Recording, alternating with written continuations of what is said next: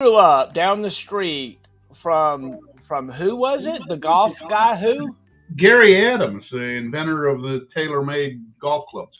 And so you live down the street from that particular guy, and his dad was a golf pro, or he He was was a the golf pro of pro? the country club where I caddied. His mother was my Spanish teacher, Oh, and that's neat. his little brother was a friend. Gary was a couple years older than I was. It's interesting to talk to people and find out how they're all. It seems like we're always connected in with people that are, I don't know, famous or infamous, or it's just wild how we all have a story about this, that, or the other. Um, that you were close to. Did so? Were you a good golfer? Did you Oh enjoy heck no, caddying as a young man? nope. My my two favorite caddy jobs were I caddied for Gabby Hartnett one day. Gabby was a former Chicago Cubs catcher who was in the Hall of Fame, and I don't know the name of the other guy I caddied for, who was $10 for a round plus $100 tip. I found out later that his daddy was the Godfather for Chicago. So, Oh wow! Oh wow! So I'm here with Chief Warrant Officer for Jim. Is it Doran or yep, Duran? How do you say your Doran, last name? Doran. Doran. That's a neat thing to be a warrant officer in the Navy. Were you part of the aviation in the Navy? Tell me Yeah, about. I was I an saw a aviation. shirt with gunner on it. I was an aviation ordnance. So what Now, does that mean? Tell me about that. Tell me what an to aviation start with, ordnanceman your is buddy about. Andy Hefty, I worked for his dad. Andy was only about 7. Um, Oh wow, really? yeah, and I called his dad one day. He had a skinny teenage kid that I used to pick on all the time. And I called his dad up one day after we both retired. And I said, "Hey, Bill, I just heard through the grapevine that Tommy turned down the job of Master Chief Petty Officer of the Navy to retire." And he says, "Yeah." I says, "Are we that darn old?"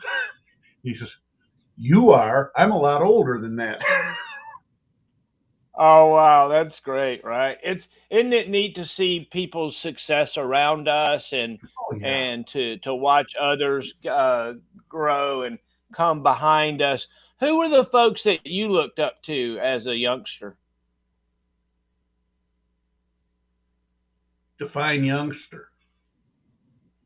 You define it. In high school,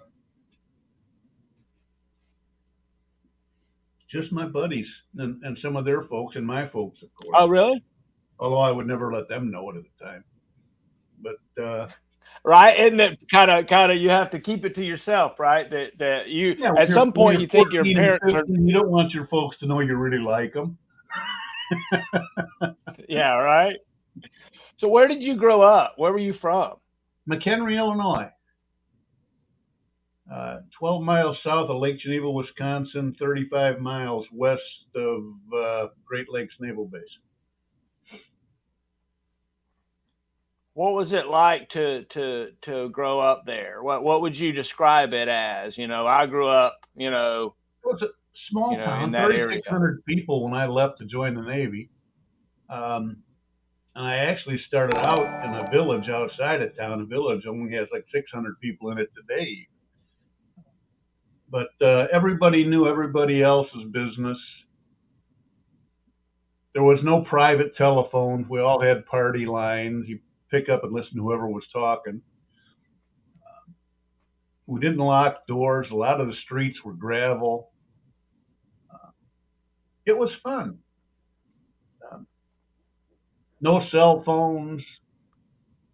Not very many color television sets. Stick shift automobiles. Playing in the hay lofts of the various farms around the area.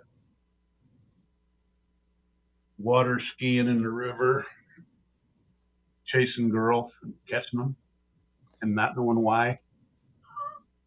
Hey, yeah, right. It's like I caught you. Now what do I do with you? No, like a what? forerunner being 70. There you go. There you go. There you go. If you had to like look back on those days and think of them, as like as heaven on earth, those growing up days, would you say that there was way more good times than bad, or Oh yeah, was it kind of rough back then? yep. It was both. There was more good times than bad. Um, you couldn't get away with as much as these kids can today. And if you got paddled at the school, and they tell your mother, and you get paddled again when you get home. And my woodshop teacher even made my mom her own paddle so she wouldn't keep breaking her wooden spoons on me. They were conspiring to keep your butt whooped, huh? Well, my mother was president of the PTA. Oh wow! So your parents were very involved in what was going Just on in mom. your Just mom. life. Dad was a trucker. Oh really? So Yep. dad was on the road? No, he was a local. He drove semis around northern Illinois and Indiana, Iowa. You asked a question earlier And about what I did in the Navy, and we yeah. skipped around it. I was an aviation ordnanceman. Basically, we maintain all the air-launched munitions in the fleet, um,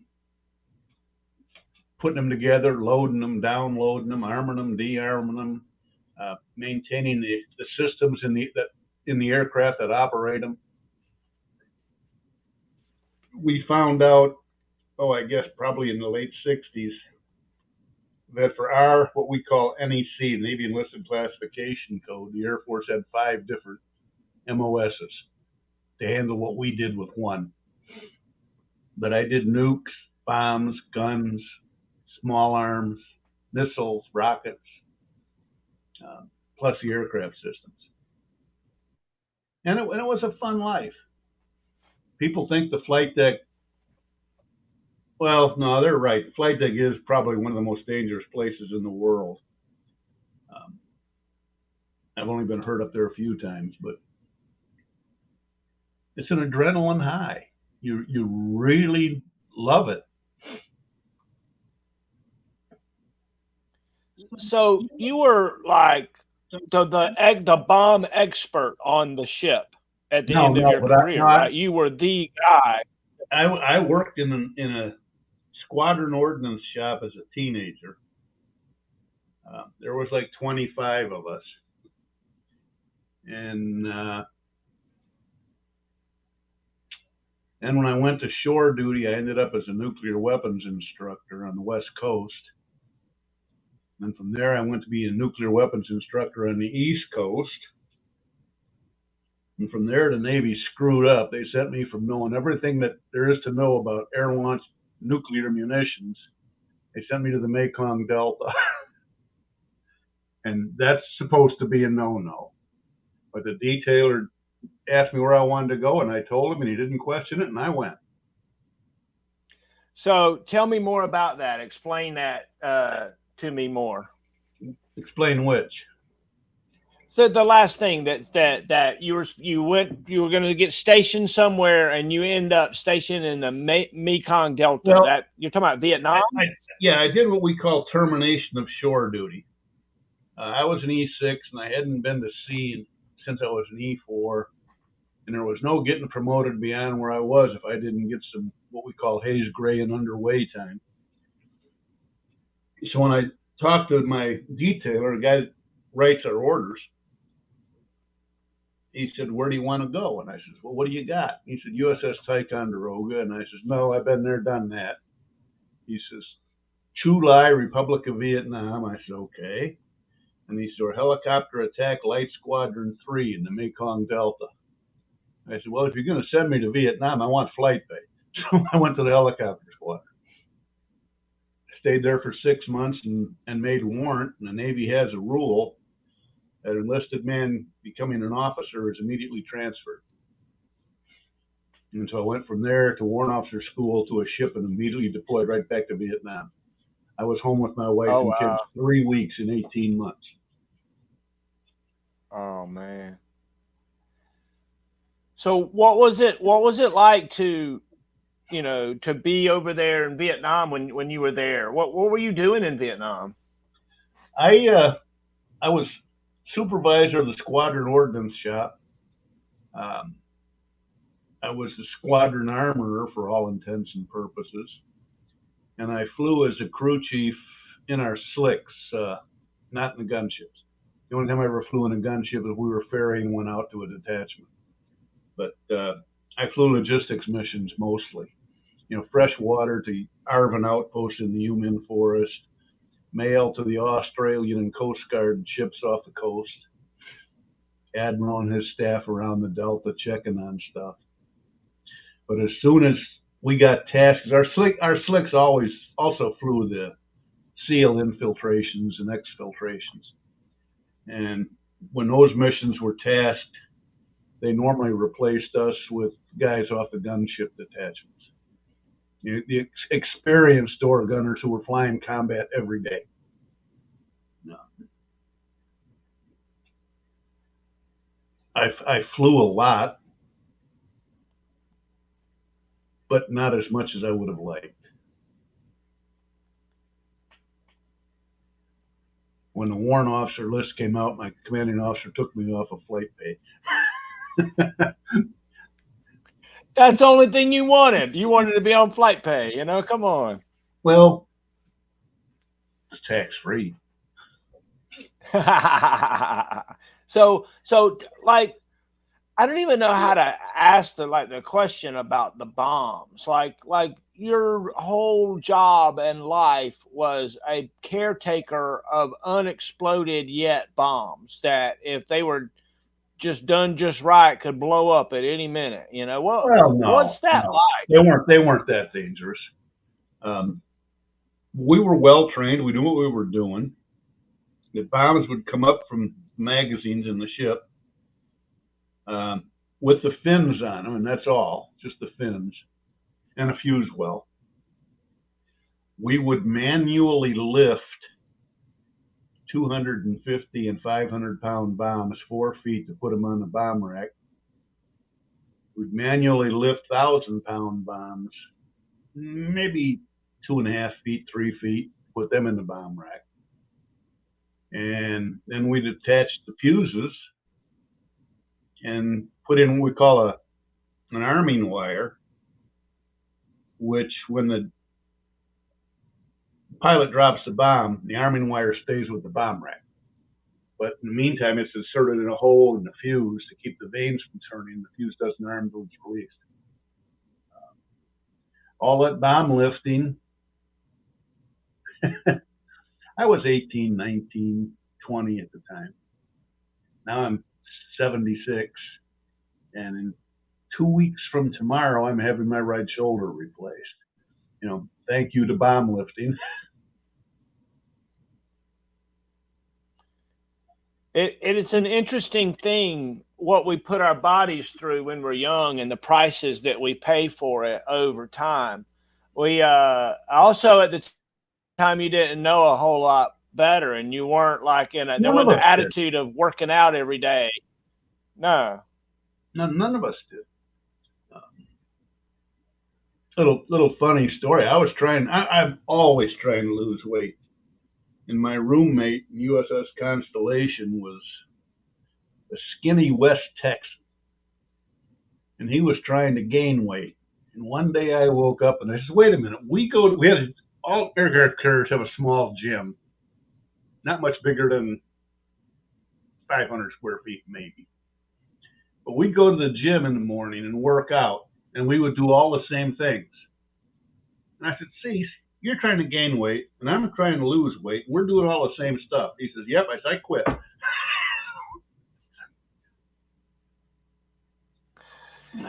What was it like to, I've read some of your stories, people that went to Captain's Mast and you stood Yeah, in for them, and Article different 15. stories you've written. Oh yeah, yeah. It's an interesting thing. Tell me some of the things that happened to you. Tell me about did you get in trouble as a youngster? Did you go to Captain's Mast? Who, me? Not Yeah. me. I was the perfect little boy. Uh, yeah, I didn't go to Captain's Mast as often as I should have, but I went once as an E4. Um, Seems they took offense to me borrowing a shipmate's car and going to San Francisco to see my girlfriend when I was supposed to be on the base in the duty section. And that cost me 30 days restricted to the base. I had just made E4, so the CO said, if you were me, what would you do? I said, Skipper, I'd restrict me, but I wouldn't bust me. And that's what he did. He didn't bust me. Next one I should have gone, there was a bunch of us on Liberty together in Japan. And I don't know what happened or how it started, but somebody kept playing the same song in the jukebox over and over and over. So we grabbed the jukebox and threw it out in the alley. And the Japanese bar staff decided to go do kamikaze on us. At one point, I thought my buddy was going to choke to death because the shore patrol had him by one end of his neckerchief and the Japanese police by the other end, and they were taking him in two different directions. There were 6 of us, as I recall, and we were on our way back to the States. This was our last Asian port call before we went home. And my squadron commander investigated those, what we call report chits, discrepancy reports, disciplinary reports, until we got back to San Diego and offloaded from the ship, and we were no longer under the ship's control. A buddy of mine, who's still a buddy of mine, he retired as an E7, he ended up taking a swing at one of the Japanese guys he had pinned up against the wall. The Japanese guy moved his head, Ed broke his fist, and ended up in the Naval Hospital while we went home. Well, the CO of the Naval Hospital in Yokosuka did do an NJP on Ed. He was the only one of the 6 of us that got punished. Ouch. Other than the other 5 of us had to pay for the damages to the bar and jukebox and stuff. And then I had one as a CW03 in the Mediterranean that had me removed from a promotion list, as a matter of fact. I was the #1 guy on the promotion list that year and ended up not getting promoted. Oh wow. That was alcohol related. Yeah, right. Yeah. That's the thing in our culture and the younger culture for sure. Before the DUI culture came up, alcohol was like if you weren't working, you were drinking, and Yep. that was almost like the way it was. Right? It was just what else to do. Military commands. I can't speak for the Army, but in the Navy, we had squadron beer busts on a regular basis throughout my entire career. And then 10 years after I retired, there's a lot of bonds. Hmm? There's a lot of bonds that are made over alcohol. There's a lot of bonds that are made over alcohol. I'm sorry, I interrupted. Yeah, I was saying 10 years after I retired, you get a DUI, you're on your way out the door with a general discharge. And I never had a DUI. Came close twice. Amen. Amen. You said that that you have like a hobby of computer games. Tell me about that. I haven't played any games on either of my gaming machines in over a year. Because I got sidetracked into doing genealogy research. And I have built up my family tree program with approximately 30,000 relatives going back 50, 55 generations. And that is really time consuming. I'm 2, 3 hours every morning, first thing when I get up, grab my coffee and sit down in front of this machine and start digging and have lunch and then go do the rest of the stuff I've got to do during the day.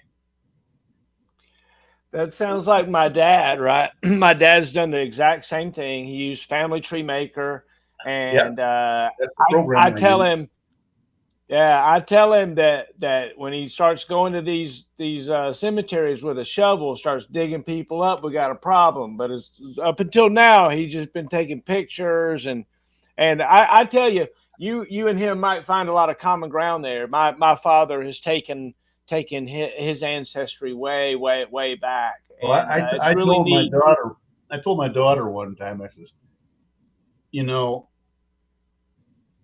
your great times 34 grandfather was the Emperor Charlemagne. And she got all excited. And I says, calm down. There's 50 million other European people in this planet who's also his 34th great grandchild. So, if you look at the numbers, when you're talking grandparents, you get 4 grandparents, 8 great grandparents, and they just double. So at the 34 great grandparent level, there is about 2 billion great grandparents at that level. And the planet only had 200 million people on it at that point in history. So there's a lot of loops in everybody's family tree, and I find more of them every single day. Yeah, my dad uncovered a lot of secrets and a lot of things that were confusing until he dug through it, and some family things and different stuff. Did you find anything that was scandalous? Oh, yeah. I have a cousin that during World War II, Roosevelt had him put in prison because he was a fascist. And he was from Iowa, I think. His goal, he was the founder of what they called at the time the Silver Shirts. And his goal was to overthrow FDR and take over as Emperor of the United States. But he did about 10 years in a federal pen for actually what they got him on. He was also a stockbroker.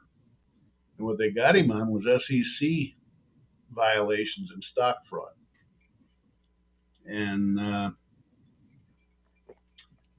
there was another one I thought was kind of funny. When my mom hooked me into this genealogy thing, because I've always loved military history, and she told me that we had an uncle at the Battle of Bunker Hill. And so I started playing with that. And it took me 3 years, and I called her up one day, and I said, Mom, I found him. She says, good. I said, it would have been easier if you'd have told me he was a redcoat. But he was a lieutenant in the British Army. Oh wow! But his Oh, 2 nephews, who were my great-grandfathers, were both at that same battle on the other side of the fence. And during the Civil oh, War, I have a cousin who was a Medal of Honor recipient, and he was a black man. His father had 3 boys with a slave woman. His father was from Louisiana. And in the 1850s, he gave all 3 of the boys their freedom papers and sent them to Ohio to get an education. And when the war started out, they joined the U.S. colored troops, and their dad joined the Confederate Army. And so oh they wow! fought in the same battles on opposite sides from each other, up and down the Louisiana, Alabama area. I think his dad was killed in Texas, and all the brothers survived. But the guy that got the Medal of Honor, all the officers in his regiment were killed, and that's when you had black soldiers and white officers. And he was a company first sergeant, and the battalion commander made him acting sergeant major, and he took command of the regiment. I'm sorry, not the battalion commander, the brigade commander. But it was only for the one battle, and they refilled all the white officer slots and took him back down to his first sergeant's job. I had two distant cousins who were carrier skippers in World War II, and they both had the same thing. Japanese sunk the ship out from under them, each of them. One of them retired as a three-star admiral before the Korean War, and one of them was chief of naval operations during the Korean War. You ever heard that myth that we don't need to have elections anymore because the same family has been running this country since 1600? Tell me about it. My family tree has 11 men in it who are blood relatives who were also presidents of the United States. Has 10 more presidents of the United States who were in-laws, plus two more. One was the president of the Confederate States, and the other was the president of the Republic of Hawaii before we annexed them.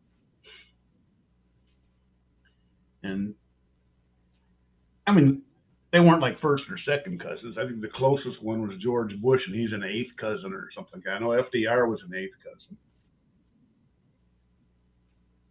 But having Nixon and FDR in the same family trees sounds a little preposterous. It's interesting, like you were talking about how it fans out and it does get so large and it can be so inclusive. One of the things that my father has done is the Y-DNA testing. Have you done any of that DNA stuff? Only for myself and my late dog. And I had a lab for 11 and a half years. He passed away last spring. So, isn't it neat to look at the lineage of your animals? Like my daughter does that. She has a breed that she's very involved with, and she does some of that genealogy work with her animals. Was it neat to look at the genealogy of your dog? well, I think the company that did it was just getting started, but for about 3 years, I was getting regular emails from them, adding, neighborhood dogs to my dog's family list. It ended up, I mean, he looked like a lab, he behaved like a lab, he was built like a lab, but he was 40% chow chow. And he had some husky and pit bull and some other stuff in it. He was only 14% lab, but the lab genes seemed to take over the body as he was developing in the womb. He was born as the run of the litter and ended up as the biggest dog in the litter.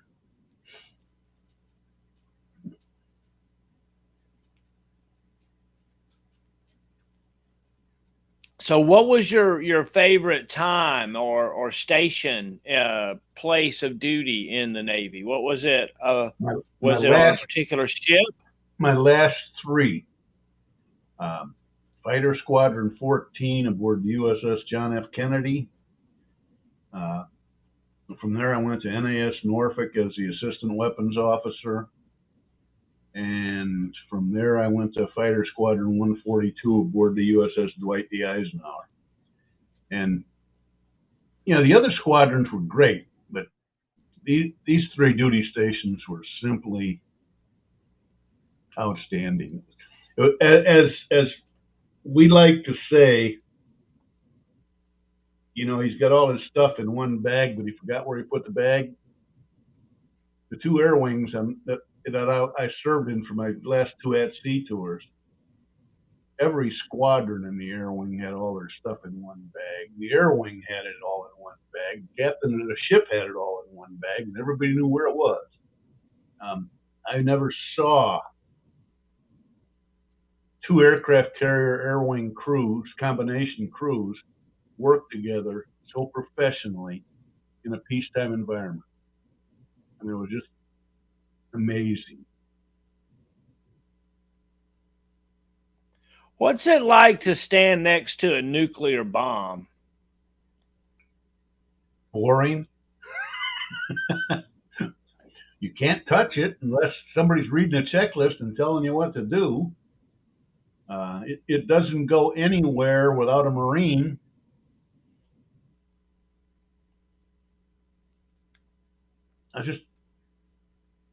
There's a story I was going to tell, but I don't know if it's been declassified yet, so I'll just leave that alone. But I watched them offloading the nukes from a carrier in Hawaii. I was on the flight deck, and the cable for the crane broke, and the bomb dropped about 110 feet onto the barge they were offloading them onto. And when I saw that cable snap, I started running up the flight deck to get as far away from that thing as I could. And I got about 10 steps away, and I stopped. I said, "You can't run far enough, fast enough. I said, let's go back and watch." So I watched. The bomb was total, but the safety features in them are remarkable. Just totally remarkable. You cannot inadvertently detonate an American-made nuclear weapon. It's just wild. Was there any disaster that you were a part of that was there a fire, or did you get attacked, or did y'all have some type of natural accident, or were you at heavy seas and got knocked overboard or anything? I spent some time in a tower on a base in Vietnam with an M14 and a Starlight scope, having a discussion with the VC sniper over who was the better shot. I did that Oh, twice. wow. And the 05 that sent me up in the tower to do that got all upset when I said, "Aye, aye, Mr. Callie."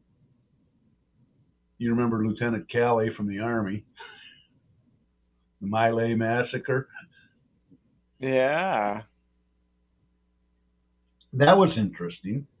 And so tell me about that. I got hurt when an F-14 broke the floor wire when they were landing on the ship. Resting gear cable snapped. Pilot and Rio bailed out. I got hit by a flight deck fire truck and took my legs out from under me. Couldn't get up. Airplane was flying a perfect loop and looked like it was going to come right back down on the ship. And so I just rolled over on my back to watch it. I mean, there was nothing I could do. Like, roll over was the best I could do. And at the very last second, the officer of the deck up on the bridge had him throw the wheel hard to port, and the airplane crashed about 50 yards off the starboard side of the ship. Oh, wow. And on the Kennedy, I got blown down by an A7 into the side of a taxiing F-14. I hit it head first hard enough, got my fiberglass helmet shattered, and the only thing that held it on was my microphone cables. Both of those two episodes resulted in me taking a trip to sick bay in a Stoke stretcher.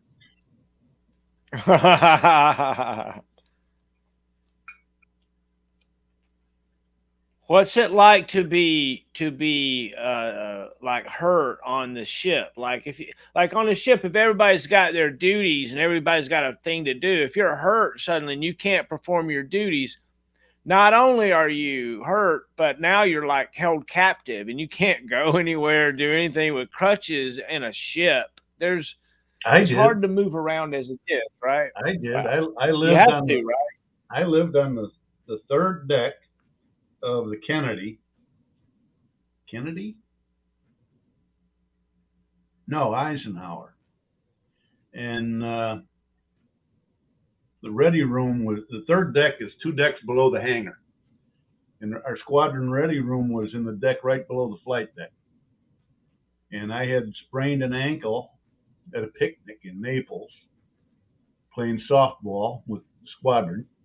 And my leg was casted. And I used crutches to get around on the ship for 6 weeks. But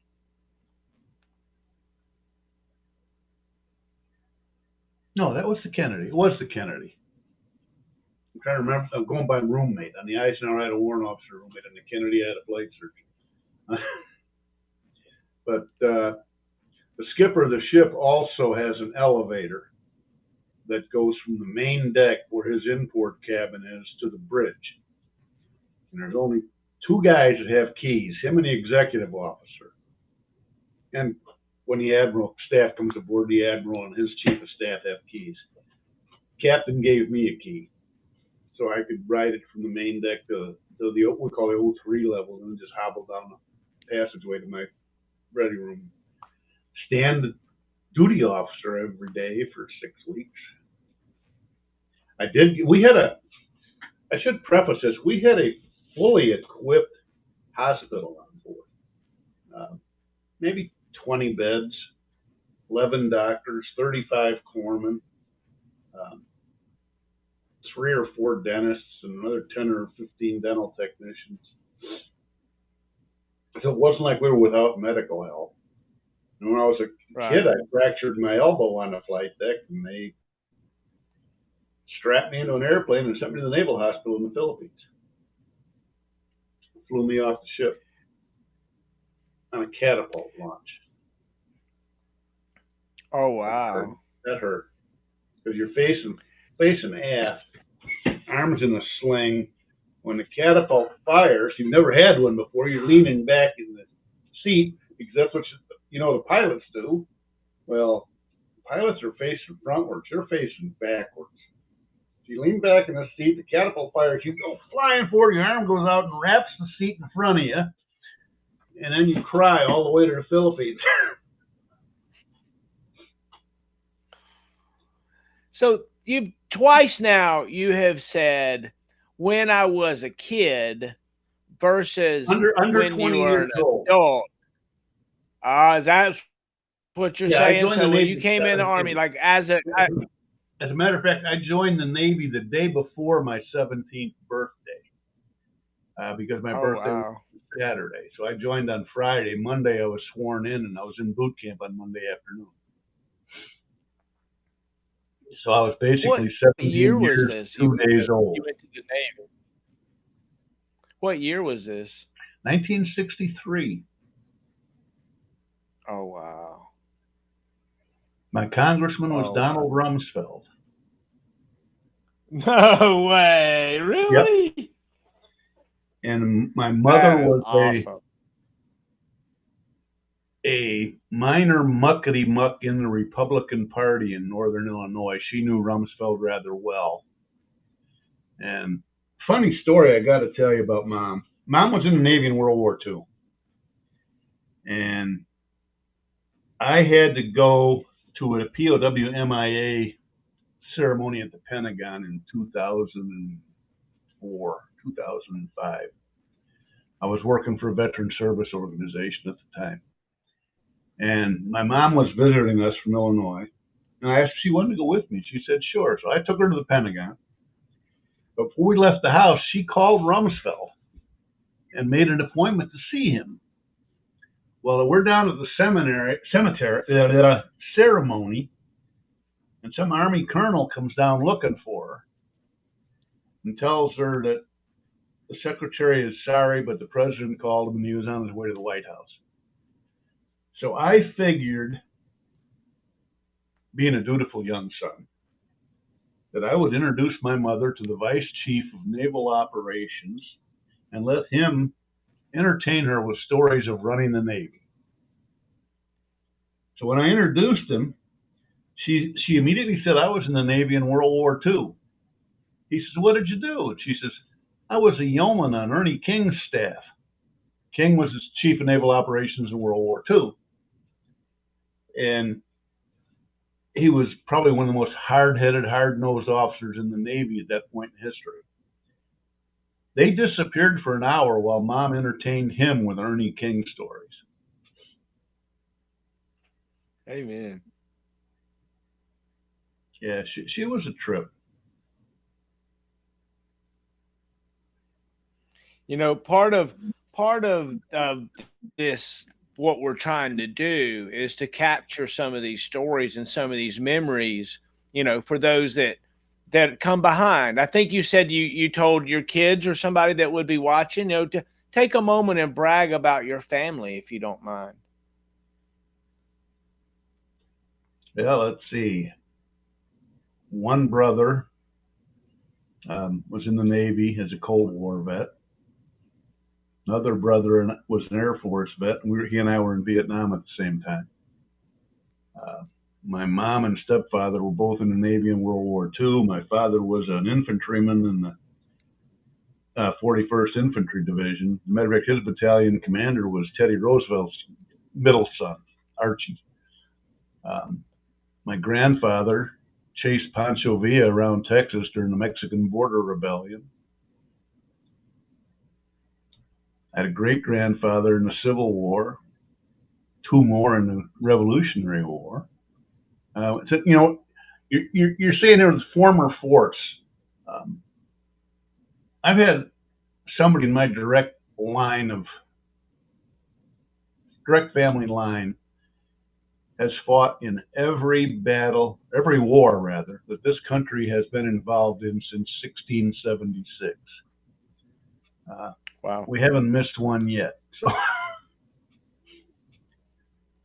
that's too bad, but that's the way life is. Yeah, there's a lot of folks that believe that the part of life is war, and that's just the way it is, and it can't be helped. And it's an interesting kind of think about as you look back on, your time and your willingness to give your life for your country and the defense of your fellow countrymen and women. What was it like to kind of look back on that sacrifice in those times of danger and times of, what did you call it, like gray times, or away from shore or something? There was a saying you said Haze, early on. gray, I and thought it was underway. neat. Yeah, exactly, right. And Haze, I mean, gray I is what get the it. ships are painted. Um, Yeah, yeah. it was fun. I enjoyed it. I'd go back and do it again in a minute.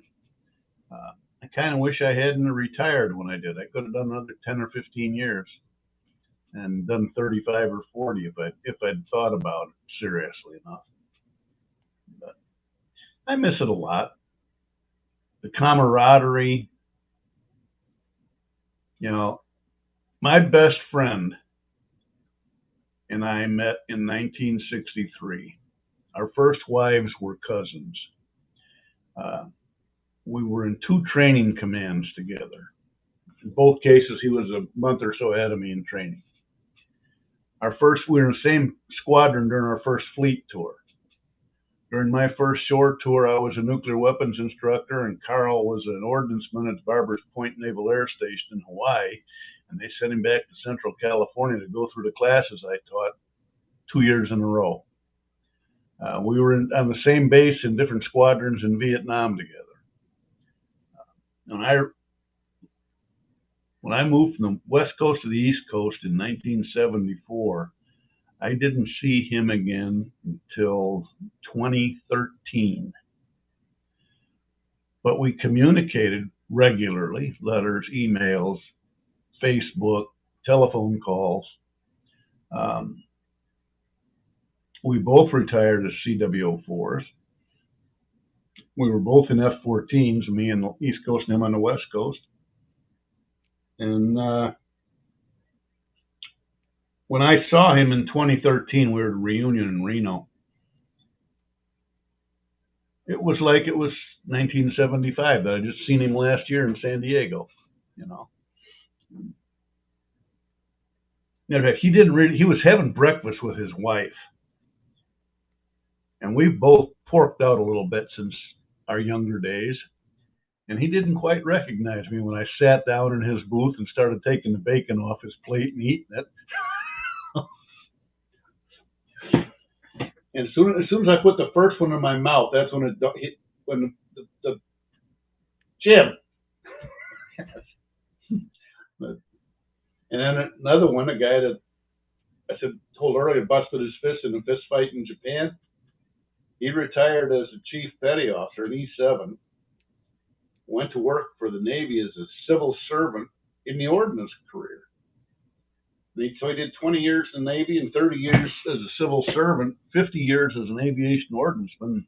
I'm in contact with him regularly. I haven't seen him in 3 or 4 or 5 years, but we're on Facebook 3 or 4 or 5 times a week.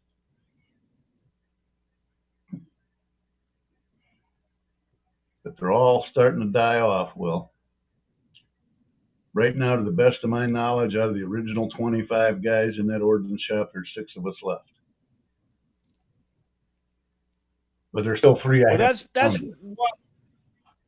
Yeah, so that's part of what I'm doing this about. This is why I'm doing this.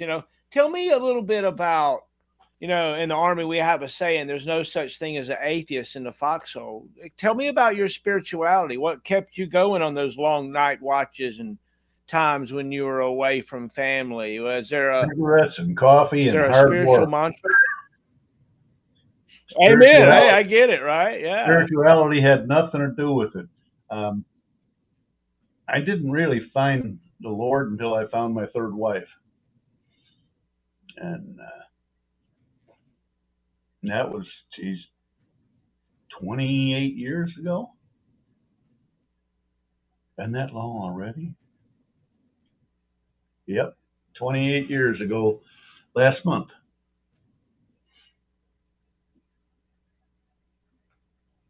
And we both fell out of love with organized religions and organized churches. I mean, if I want to go to God's house, I just walk outside and sit under a tree.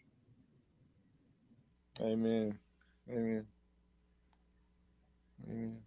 So tell me about your legacy. Do you have children? Oh yeah, I've got a son and a daughter, and my daughter has 3 daughters.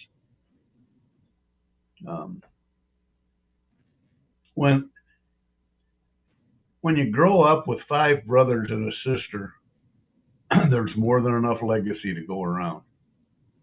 My son is the associate athletic director for the University of Connecticut, and he is the head athletic director for the UConn basketball team. I said athletic, I'm sorry. Trainer, athletic trainer, not director. Yeah. And my daughter works in a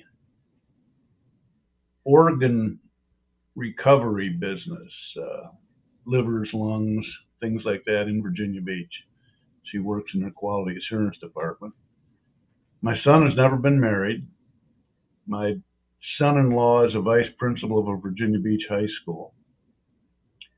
I've got 1 daughter in high school in Virginia Beach, another granddaughter in college in Lynchburg, Virginia. Well, actually Farmville, Virginia. And my oldest granddaughter graduated from Arizona State last May. And she's still out in Phoenix.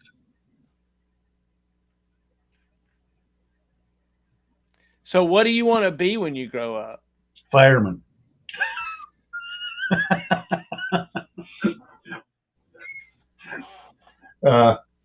I had 2 great careers. I had 3 careers. 2 were great. Did 21 years in the Navy, loving 99% of it. My second career was in financial services. I wasn't so much in love with that. It was fun when I started in it, but it got old in a very short period of time. But then I fell into the veteran service officer role. Did 4.5 years in Northern Illinois as the superintendent of a county veterans assistance commission, was basically the CEO of a small government agency that reported only to the veterans community in the county. County government had to fund us and house us, but we didn't work for them. We worked for the veterans. I worked for a commission that was appointed. 2 members of the commission were appointed from each veterans post in the county.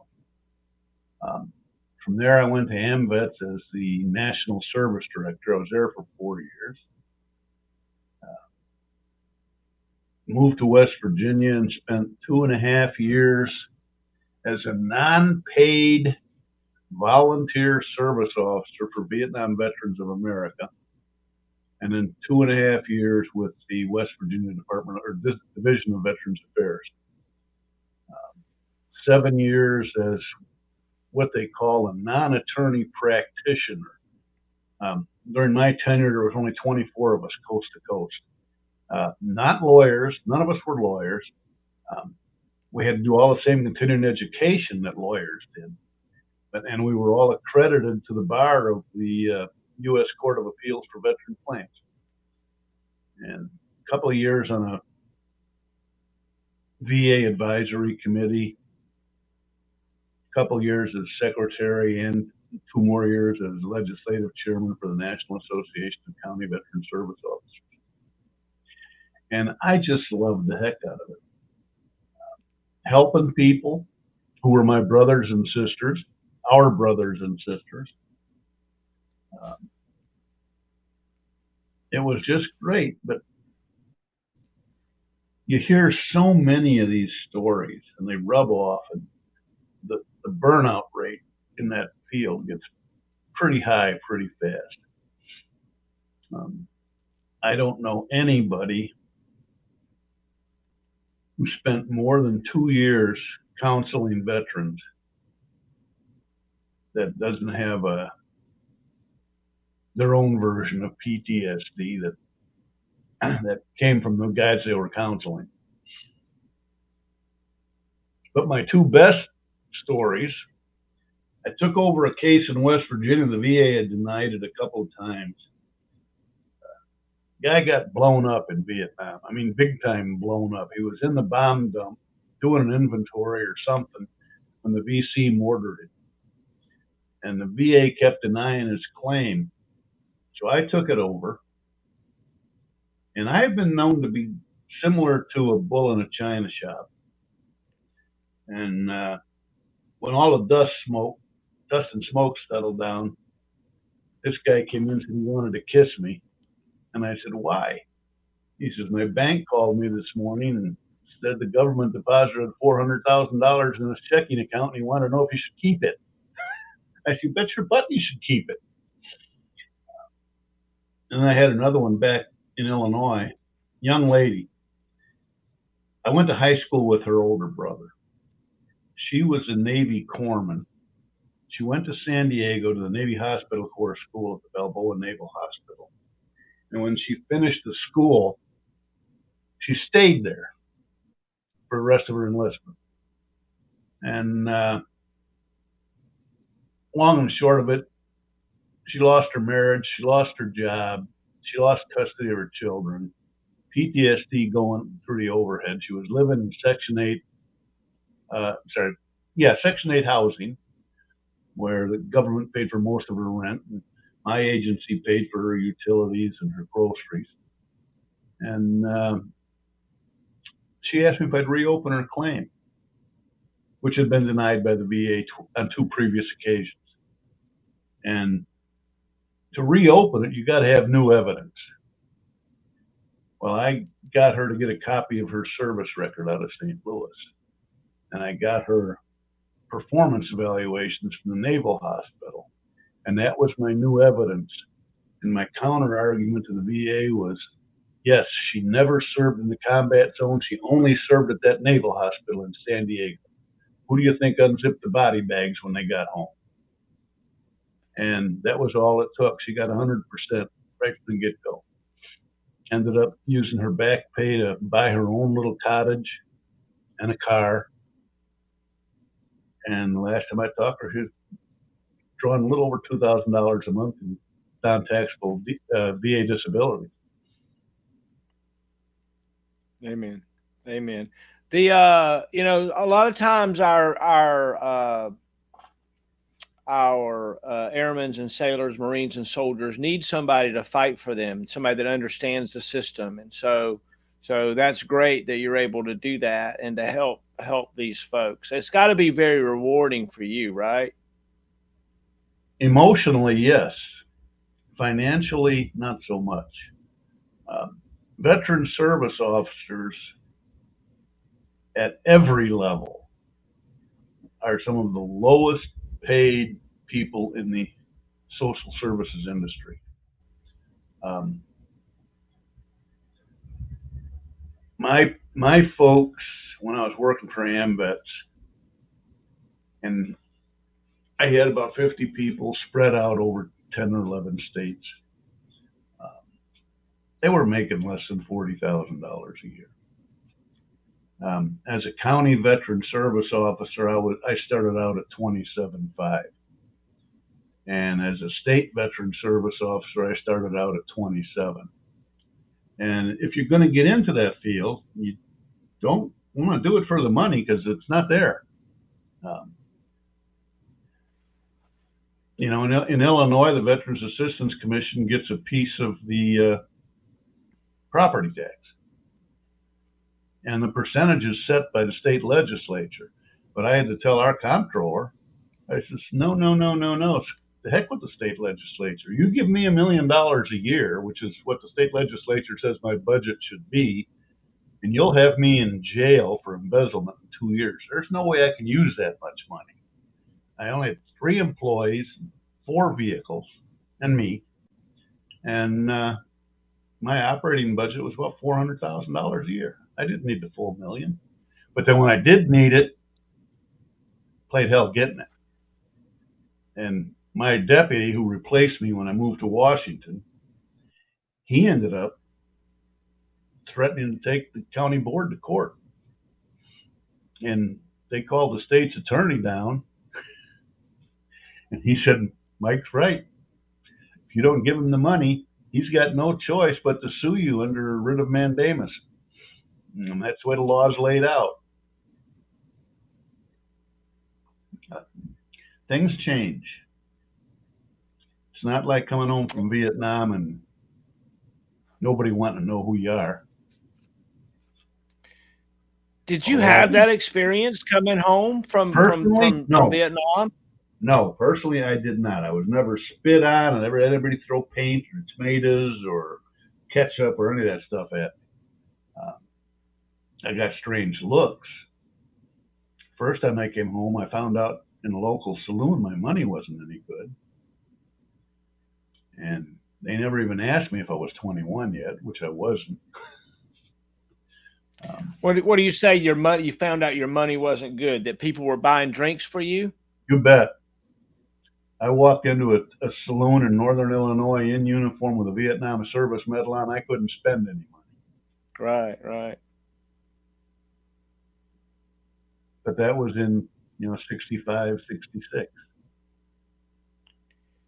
As we look back on, the Vietnam War and Afghanistan and Iraq and the different things that have gone on, in our lifetimes that we've kind of seen. How do you think of your service in Vietnam, and how did it affect you? Was it a time of growth and learning, or was it Agent Orange and death? And you talk about being in a tower with a starlight scope. I'd say growth and learning. Yeah, I've got a couple of Agent Orange related illnesses. But Agent Orange is not a sickness. It is not an illness. It just makes you susceptible to specific illnesses. A lot of people, it's Agent Orange, Agent Orange, Agent Orange. Agent Orange was just one of the rainbow defoliants. And the rainbow defoliants were named because each chemical mixture had a colored band painted around its 55-gallon drum. Agent Orange used an orange band. Agent Purple had a purple band. Agent Orange was the most used, most heavily used. But it's just a cost of doing business. I once testified before Congress, and they asked how we could cut the VA expenses. And I said, it's very simple. Don't send our kids to war. Um, you know, we've got to have a military to defend ourselves, but we don't have to have a military to defend everybody else on the planet. Um, Trump was right when he made the NATO people start chipping in their fair share instead of us carrying the load. Um, but we send these kids off to combat, and technology in the long run hurts them more than it hurt us, because these kids have great helmets and great body armor, and guess what? They live. Our guys died, but they live without legs or without arms or without all four, because those parts aren't inside body armor. And my viewpoint is, if we send them there, then we damn sure need to support them when they come home. They don't all need it. They were talking about doing away with the VA disability rate at 10 and 20%. Kid that qualifies for a 10 or 20% disability payment, instead of giving him a monthly check, they were just going to give him a lump sum payment and call it square. To Congress, that sounded like a good deal. Up until I told them, I said, what you're going to have is a 20-year-old kid who's a homeless vet living in a brand new pickup truck, because that whole lump sum check is going to the Ford dealership or the Chevy dealership. You're also going to say he's got his entire disability benefits paid, which means what happens to his VA hospitalization? Does he still lose that or get to use that? Because his benefits have been paid off. What happens when his situation gets worse? I'm 100% disabled. I didn't start out that way. I started out as 10% disabled. But as you age, minor body injuries you had in the service stop being minor. I talked about getting slammed into the F-14 that shattered my helmet. I have cervical spine osteoarthritis, which has morphed into cervical radiculopathy for my right arm, which basically over 25 years I've been drawing VA disability. My neck and shoulders have gone from being 20% disabled to 100% disabled. And that's in addition to all the other body parts that don't quite function. VA uses a different form of math than the rest of the world. Using normal math, I'm 240% disabled. Using VA math, I'm 100%. And basically what they do is, okay, I'm 100% able. That's what they say. You're 100% able. And you have a 60% disability. So you subtract that 60%, now you're 40% able. But now you've got a 40% disability. 40% of 40% is 16. So now you've got 76% disability using the VA math. Your ankle has 20%. 20% of 16, and and it just goes like downhill like that. And I don't dispute it. I don't really disagree with it, because if myself and every other veteran whose disabilities total up and over 100% were to get full payment for all of that, the Treasury Department couldn't print the money fast enough. I mean, the VA would go broke in 90 days. Excuse me. And there are some problems with the VA as well. Everybody complains about VA hospital care, but Veterans Health Administration. There is absolutely nothing wrong with the Veterans Health Administration. Those medical professionals do one hell of a job. They could do it better if we could fire all the bureaucrats, but we can't do that. Somebody's got to look good for the press.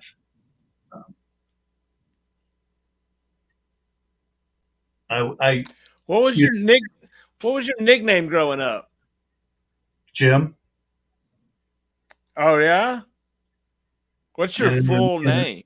in the Navy, it was Gunner. Gunner. Yeah, I saw you with a like a shirt Red, on that said Air red Gunner or shirt something that like that. said Air Gunner on it. Yep. Yeah, tell me about that. Flight deck ordnance officer. I was wearing a white helmet. Oh, I'm looking at the picture right here with a W1 cap device. We were going to underway replenish our ammunition stocks off the coast of Vietnam.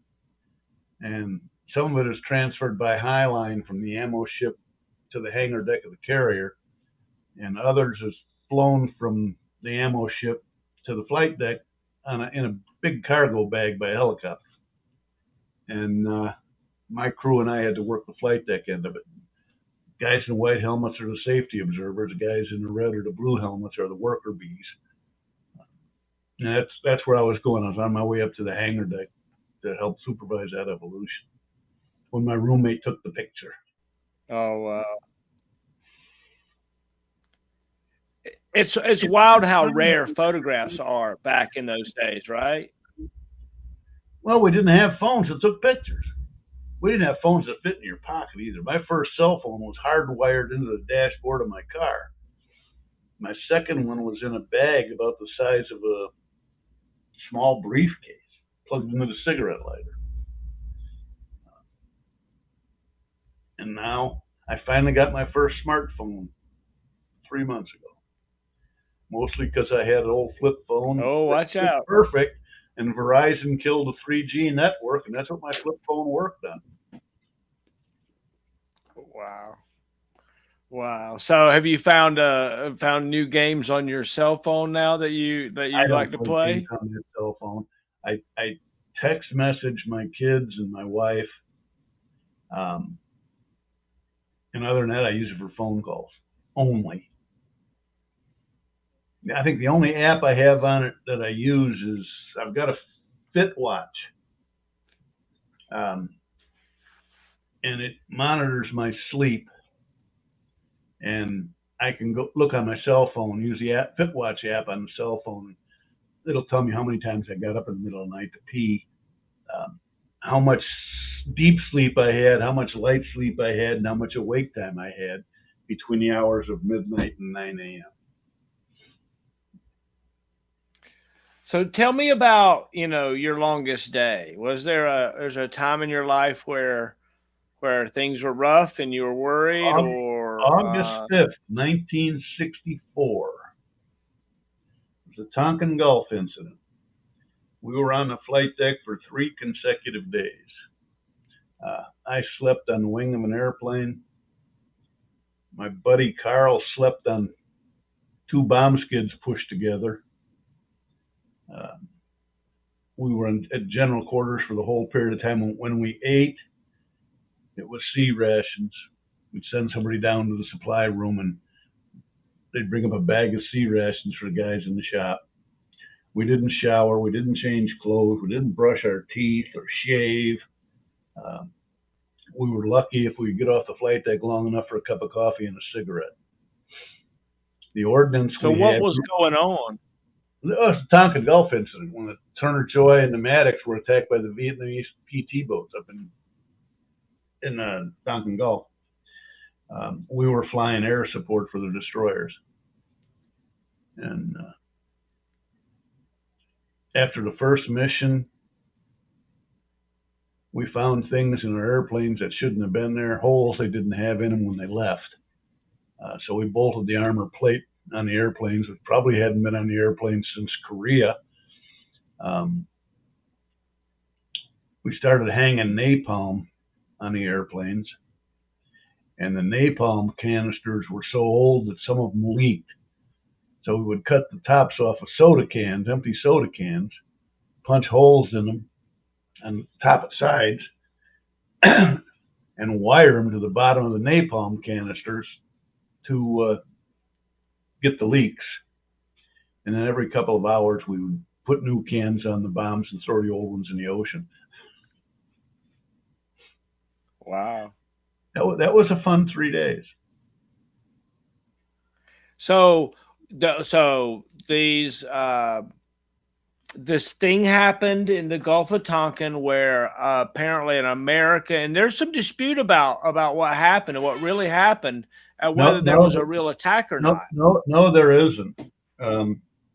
Two separate incidents. The first Okay. incident was real, but when the PT boats came back out the second time, that wasn't real.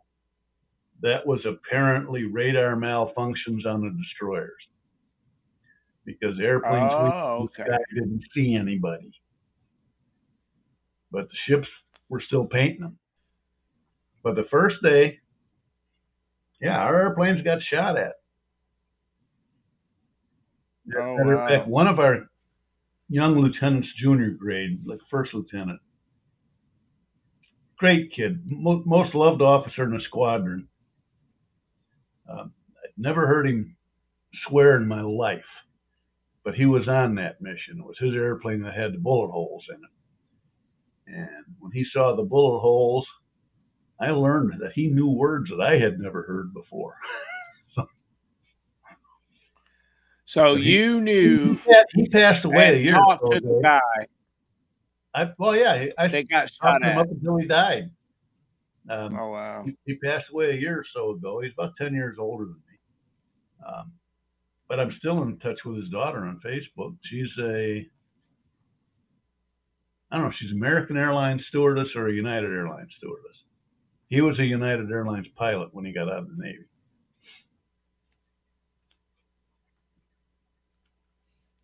Tell me who you're proud of. Was there a legacy or a protege, somebody that you took under your wing that really has done a great thing? You know, even and maybe not in the military, maybe afterward. I left the Constellation in 1974. My senior enlisted man was supposed to be a Master Chief Gunner's mate, an E9. I had an E5 on his first enlistment. I was supposed to have 56 sailors. I had like 23 or 24. I hadn't Wow. seen that kid. His name was Steve Marino. I hadn't seen him since 1974. About 6 years ago, I was living in West Virginia. When I'd seen him, I lived in San Diego. Since then, I'd lived in Jacksonville, Florida, Virginia Beach, Pensacola, McHenry, Illinois, Lanham, Maryland. 6 years ago in West Virginia, I got a Christmas card from him. And he penned a note. I still have the card somewhere around here. He penned a note that said, "Thank you for all of your help and mentorship when I worked for you aboard USS Constellation." And he signed it, Steve Marino, CW04, USN retired. And that made my day. So then I started digging around. And I have had kids that worked for me, sailors that worked for me. Two of them retired as O4s. One reverted from O3 to E9, and six retired as CW04s. And I was so proud of those 9 sailors. And none of them, three of them were in the same command. The 2 lieutenant commanders and the lieutenant were all in the same ordnance shop. But the rest of them were pretty much spread out around the fleet. And they in turn have mentored other kids who have gone on.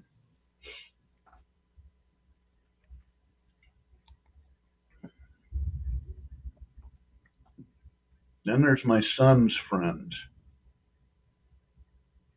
his grade school buddies. Those guys were as tight as ticks in junior high school. They're still as tight as ticks, and they're all in their late 50s. And they're spread out from North Carolina to Connecticut to Hawaii, Michigan, Virginia, and they still hook up on a regular basis. They're all surfers, and they get together. Two of them went down and joined the third one on a surfing trip in Costa Rica. The one that lives in Hawaii is wanting a couple of them to fly out. They're both school faculty members. They want them to fly out to Hawaii in the summer and they can surf the big waves. And that's another group of kids that I really enjoyed. Matter of fact, one of the kids he and I are totally politically opposed, and we fight on Facebook on political stuff regularly.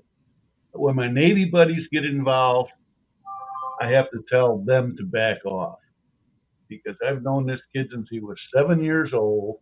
We've had these battles since he was 7 years old.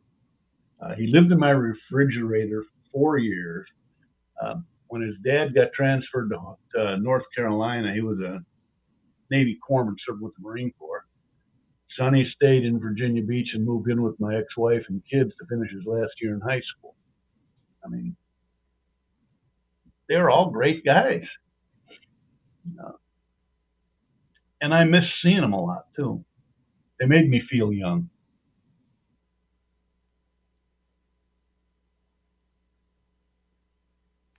All right, so we got to go back and we got to live one day again. What day is it going to be? Where are we going to go? What are we going to do? And I'm going to be with you, and you're going to explain to me what's happening, okay? So what day?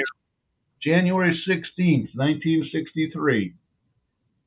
Okay. What's happening? I would not drop out of high school. I would stay that other year and a half and finish my high school.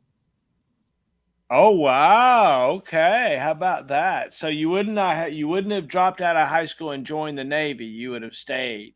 I stayed another year and a half, got my diploma, and then joined the Navy. Amen. Amen. Why? Why? Yeah. Okay, you were an air defense artilleryman. That ain't rolling a cannonball down the muzzle of a 24-pounder and hitting it with a match. Okay? The Navy sent me to aviation ordnanceman, we call Class A school, basic ordnance training. I was from a small town. Everybody knew everybody. I had to get out of that environment. I didn't have to, but I wanted to get out of that environment. I was bored in high school on the educational side. So I go to this aviation ordnance school. It's a 3-month school. And during that 3 months, they force-fed me a college semester's worth of advanced mathematics, electricity, electronics, physics, calculus, trigonometry, hydraulics, explosives, and other stuff. Each of those got me 2 college credits when I applied to the junior college to get an associate's degree. If I'd known I was going to drop out of high school and join the Navy and spend a year in school counting boot camp, I wouldn't have dropped out of school. You thought you was getting out of it, huh?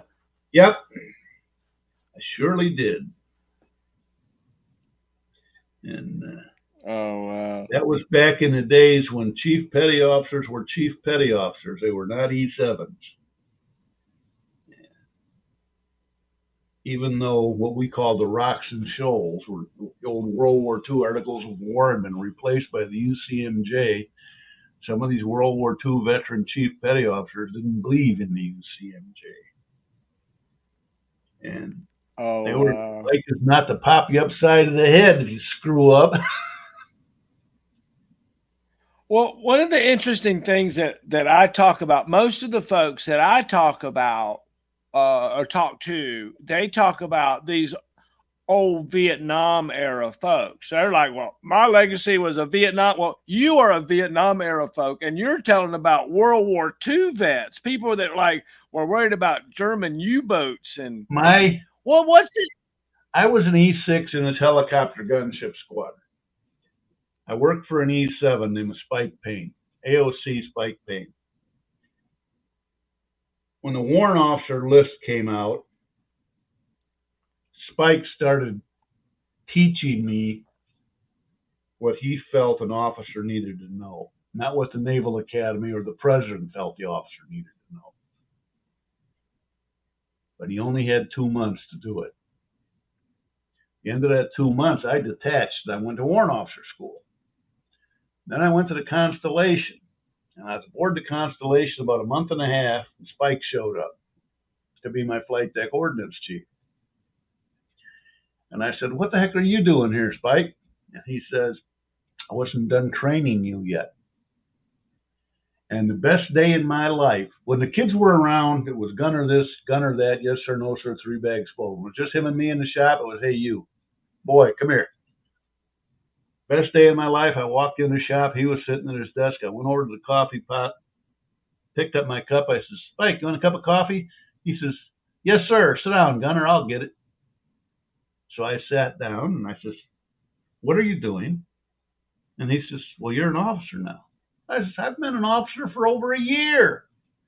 He says, "Just because Dick Nixon said you're an officer doesn't make it so. I'm saying you're an officer." And that was probably one of the best days of my career. And he was a Korean War vet and a Vietnam vet. It's neat to have feedback from those that mentored you and acceptance of your new rank or your new whatever, right? Yeah. It's like becoming an adult, right? Getting promoted to the adult Sunday school class when you Yeah. actually grew up in the youth group kind of thing, you know? Funny story about that. When I was being medevac from USS Constellation to the Subic Bay Naval Hospital in 1972, and flew into Da Nang on the ship's cargo plane. And my brother was in the Air Force, and he was going to fly out to the ship on that same plane and surprise me. And when I got off the plane, the surprise was on the other foot. So we talked for a bit, and I said, "Hey, I'm hungry. We got to go someplace for lunch." He said, "Well, let's go to Chow Hall." Now, Da Nang is an Air Force base. Cherry was in the Air Force. So we went to the Chow Hall and split in half, officers to the right, enlisted men to the left. And I told the kid, I said, "Sergeant's my kid brother. I want to eat in the enlisted side of the galley." And he said, "Yes, sir, go ahead." So went in there and I ate, got done. The Air Force calls the KP, we call a mess cook. Civilians call a busboy. He came over and I says, "Can you get your mess sergeant here? I'd like to speak to him." He said, "Yes, sir." So he goes and gets this sergeant of first class or staff sergeant, I forget which. And he says, "What's the problem, sir?" And I said, "No problem at all, Sergeant. This is the greatest meal I've had in a long time." I said, "What am I supposed to do with this tray and this silverware and this glass?"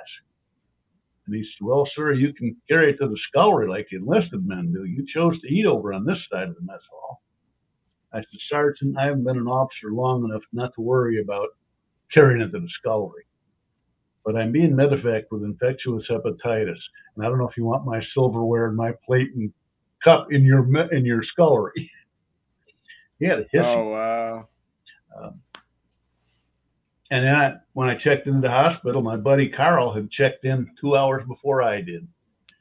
He had a traumatic amputation while flying in an ASW aircraft. Lost the tip of his left middle finger.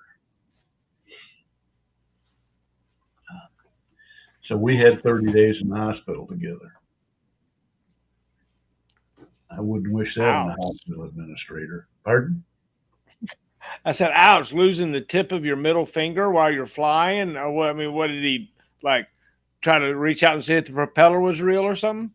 They had a sonobuoy hung up in a launcher. It was an anti-sub airplane, and he had to stick his hand in the launcher to free it. And while he had his hand in there, the what they call a tactical coordinator, was a junior officer. He fired the sonobuoy launcher, and Carl lost a piece of his finger. He brought it to sick bay with him, He pulled it out of his flight suit. He had like 4 foot of head bandage and a fingertip wrapped up in it, and asked the doctor if he could sew it back on. And the doctor looked at it and threw it in a bucket. Oh no. Oh no. Oh my gosh. So as we begin to close out tonight and think about our time together, and I just want to tell you thank you so much for coming and hanging out with me. I really appreciate it.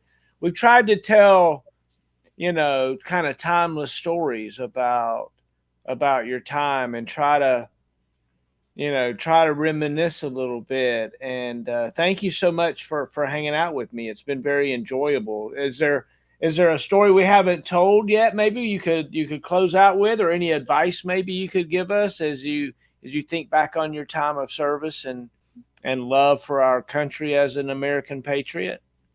Well, I'm not a big fan of the Department of Defense anymore, so I'd tell today's high school kids to join the Coast Guard. They get the same education as the Navy and the Air Force.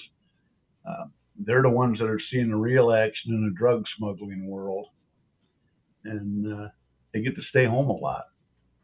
I mean, guy from my hometown, my age, joined the Coast Guard as a teenager. Like I said, we were in Northern Illinois. His first duty station was on Lake Michigan, 40 miles from home. He was there for 3 years. So, Amen. do what you got to do. Whatever you do, don't screw it up. Do it as the best of your ability. College is great. Been there, done that. But it's not the be all and the end all. Trade schools are just as good as the college education, a lot less expensive. I've got a retired Coast Guard buddy of mine who was a master plumber, and he was making more money in Maryland as a plumber than my boss was as the executive director for Ambed. So,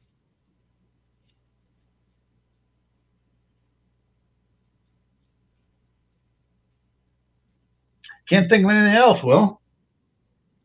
Well, thank you very much for hanging out with me. I've enjoyed it. It's been a blessing, and we're gonna get we'll get your coin and your box, and we have a titanium thumb drive we'll be sending to you. So I'll be asking you for your address and stuff, and all this.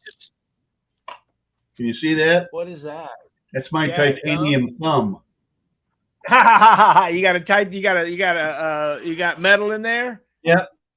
Titanium joint. On X-ray, it looks like a golf tee. Oh wow, that's cool. That's cool. Well, I appreciate you spending some time with us, and we've enjoyed it so much. And we'll say good night, everybody. Good night, y'all.